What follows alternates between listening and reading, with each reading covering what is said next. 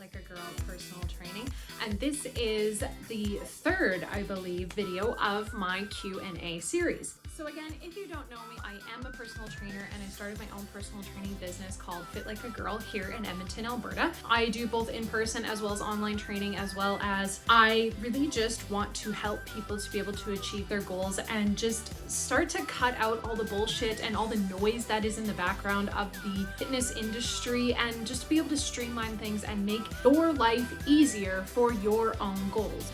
So with this series, I have been trying to make content geared towards what you really need the most help with and what you are looking for in regards to health and fitness goals and how to help you achieve those goals. So I figured what better way to do that than to actually answer my audience's questions and help them out in any way, shape, or form that I can. So I put out a call to my social media to get you to ask me your biggest health, fitness, weight loss, nutrition questions and what you're really struggling with, and I will answer them to the best of my abilities. So question number one, I actually wrote all the questions down in my handy dandy notebook as well as some notes so that I make sure that I answer everything. Question number one was asked by one of my clients, and it was, how does alcohol affect your goals? With alcohol and how it can affect your goals, it really depends on A, how much you drink, and B, what your goals exactly are. Generally, if you are a person who drinks in moderation, let's say 3 to 5 drinks a week, it won't really affect your goals as long as you are staying in a calorie deficit. So weight loss, as I've talked about many times on social media as well as my YouTube page, to achieve weight loss, you need to be in an energy or a calorie deficit, meaning that you are intaking fewer calories than what your body is burning. Calorie deficit can be achieved generally with increased exercise as well as adjustments to your diet to intake less calories. Okay.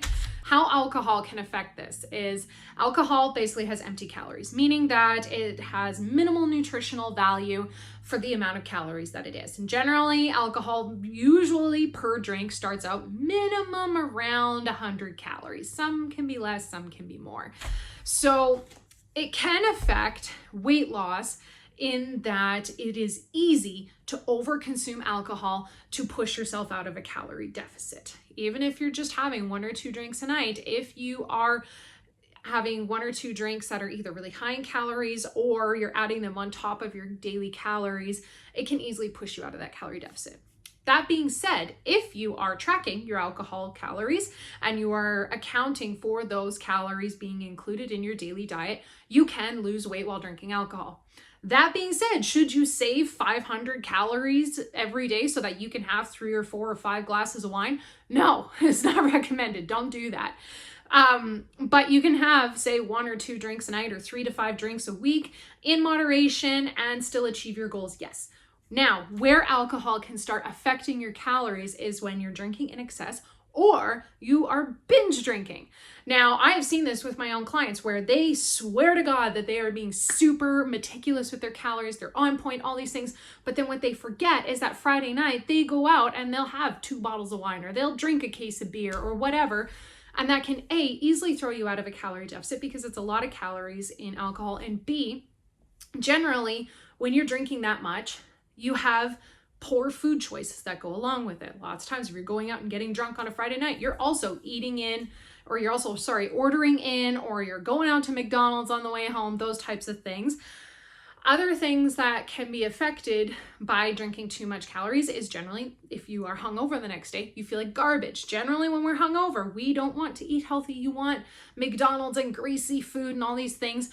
And on top of that, you're being lazy and you're not being active. So those things can affect your weight loss goals. Drinking in excess generally can come along with not the greatest food choices, and then that can easily push you out of a calorie deficit pretty quickly.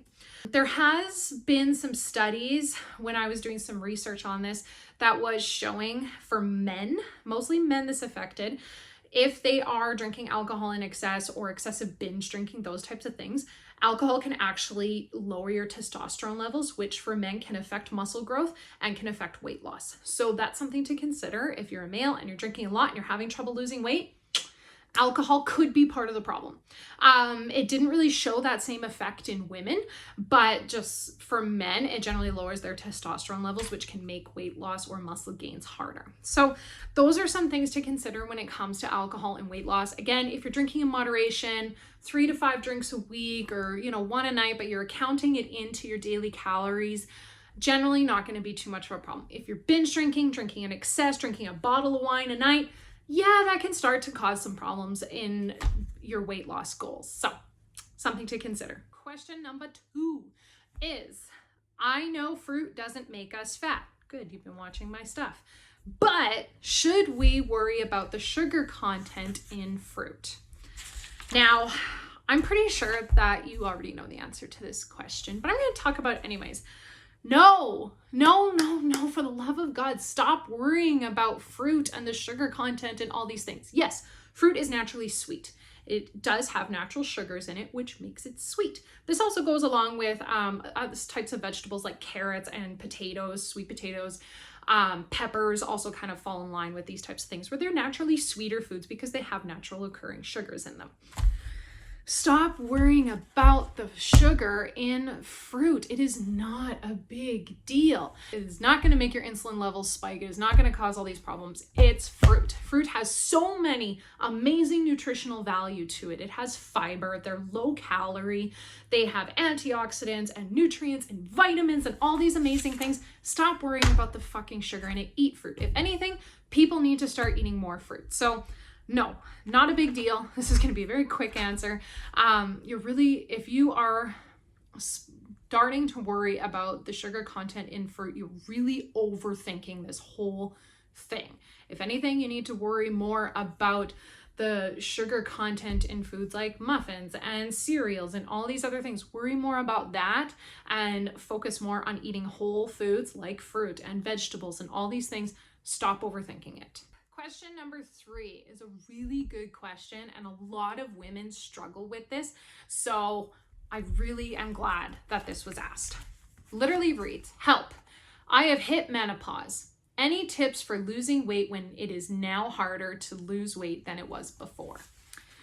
First things first, I want to make it very clear, I am not a menopause or hormone expert. I'm a personal trainer. I always suggest, if you feel like you are really struggling with something, talk to your doctor, and or you can seek help from other professionals such as a registered dietitian, etc. However, though, that being said, I would like to talk about this because it is a very common thing that women go through and struggle with, and it needs to be talked about more often. So menopause, or just any hormonal issue, but I'm going to specifically talk about menopause. Any hormonal imbalance such as PCOS, menopause, thyroid issues makes weight loss harder. It does. And it's very common for a lot of women to gain weight in menopause or feel like they're gaining weight and having this kind of battle with the scale and their own body image and those types of things.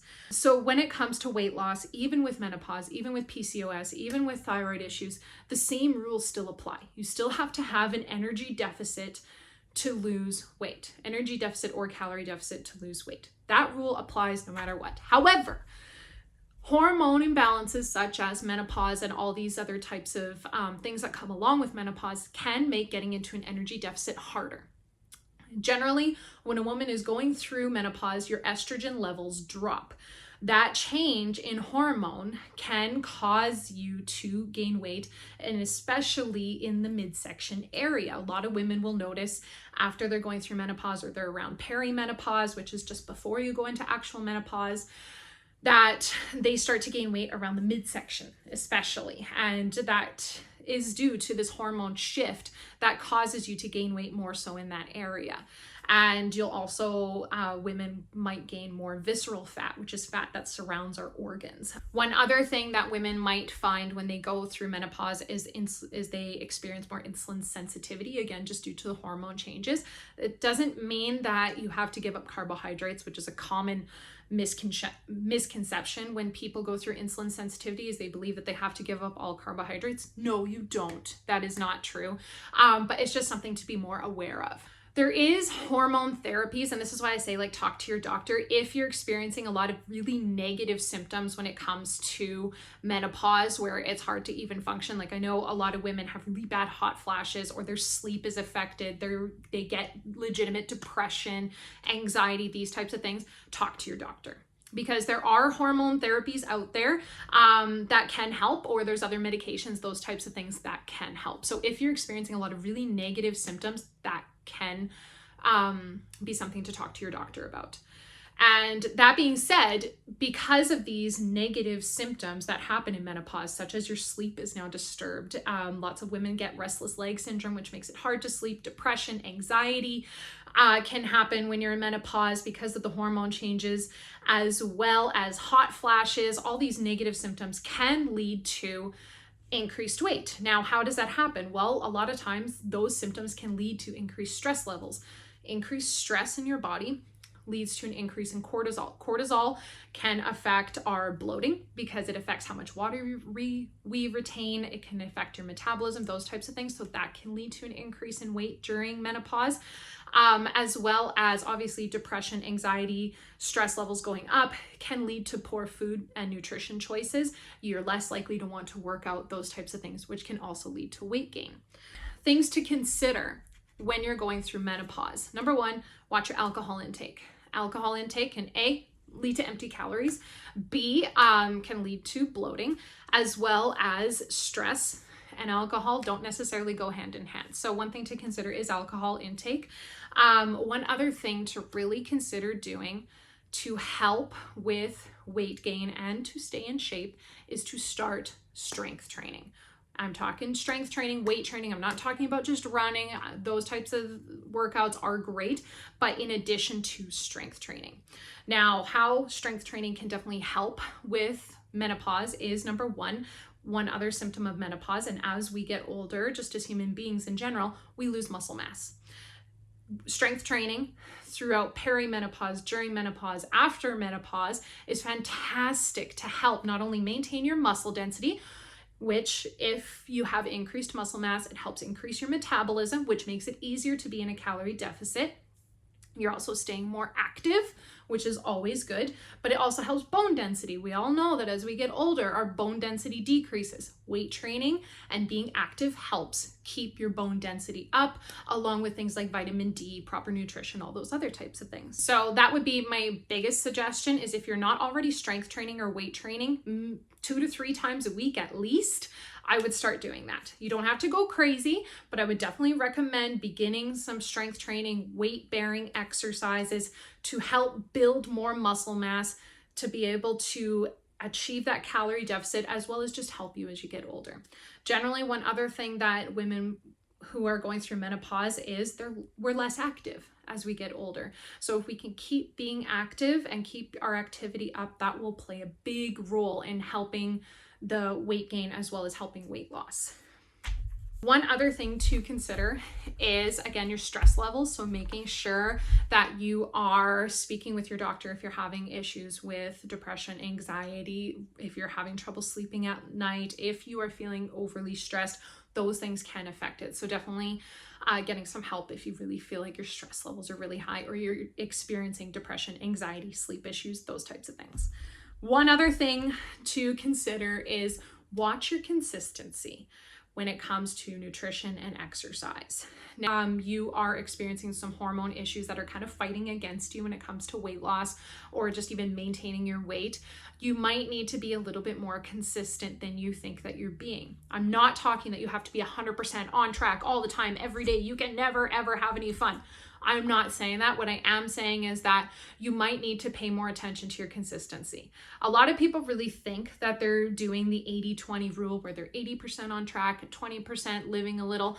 But lots of times it's actually a little bit more like 60-40, 70-30. So really just watching your consistency, making sure that you're eating a lot of whole, nutrient-dense foods, watching your stress levels, staying active, weight training. And if those things aren't working and you're still having trouble, talk to your doctor. Last question, also a really good question. This comes up a lot actually when I first start working with clients and first starting somebody who's never really weight trained before, or they're just getting back into weight training and they haven't done it in a while. So the question is if you are super sore after a workout, like muscle soreness, they're not talking about overall like hurt soreness. So if your muscles are really sore after a workout, should you take a rest day or a push through? And they specifically said that like muscle soreness, that's affecting their daily activity. So again, I want to reiterate that this has to do with muscle soreness after workout. This is not due to an injury or anything like that. It's just they haven't been weight training in a while, or they're new to weight training, or they're really working hard and they're experiencing some muscle soreness that is like, oh, sore. So with that, if you are feeling really sore and, say you did 1 or 2 workouts this week and you're quite sore, hurts to sit down on the toilet, hurts to walk around, just like your ass is on fire all the time, it wouldn't hurt to take a rest day. And by taking rest, I just mean taking a day off the weights. I don't mean that you sit around, you do absolutely nothing. As if your muscles are sore, actually the worst thing that you can do is sit around and do nothing. One of the best things that you can do if you're experiencing muscle soreness because of a workout is actually a little bit of light movement. So that's why I said take a day off the weights. So you can go for a walk, go for a jog, a bike ride, stretch, do some yoga, mobility work. Those types of things are great to do if you're experiencing some soreness. It will help get the blood flowing into those muscles to help them feel a little bit better, get them moving a little bit so you don't feel so much like the Tin Man walking around. Other things that can help, like an Epsom salt bath, those types of things. Swimming is a great activity to do if you're really sore.